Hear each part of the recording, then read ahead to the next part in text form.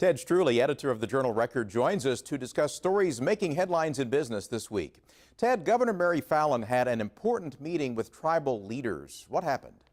She did. She met with representatives of all 39 federally recognized tribes to talk about everything from gaming revenues to tobacco compacts and some other things, burn bans. At least 25 of those tribes have compacts with the state that are set to expire later this month. So they were trying to get a head start on some negotiations. Businesses in Broken Arrow were forced to shut down due to a water valve break. Right, that valve broke on the 11th, and Broken Arrow had an emergency situation on the 12th. They had to shut off water to restaurants and hotels, other businesses that really depend on that until they could make sure the water was not contaminated. Two Seminole energy companies are embroiled in a lawsuit with a Texas-based corporation. Give us the details. That's right. The two companies named Seminole here in Oklahoma filed a $20 million lawsuit against Magnum Hunter from Texas over a project in Kentucky. But the lawyers have said that $20 million lawsuit is really only the tip of the iceberg, if you will. It's symptomatic of a much bigger rift between the two outfits. A metal tube producer is facing double-digit declines. What's causing this downturn?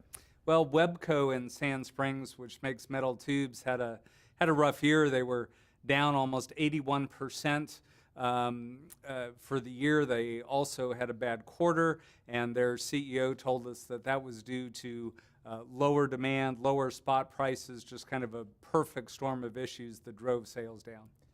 Some financially savvy Oklahomans recently pitched in to help tornado victims. Our local CPAs and some bankers got together and held a series of meetings at public libraries in the area to help those victims get their finances back in order and make a plan following those tornadoes. A popular pizza chain is giving some Oklahomans with disabilities vocational training. Yeah, it's really interesting. Papa Murphy's franchise here is owned by the Dale Rogers Institute, so the only Papa Murphy's franchise owned by a nonprofit, and of course Dale Rogers trains the disabled individuals to get back into the workforce. So some 60 or 70% of the employees at that particular Papa Murphy's come from Dale Rogers. What are you working on for next week?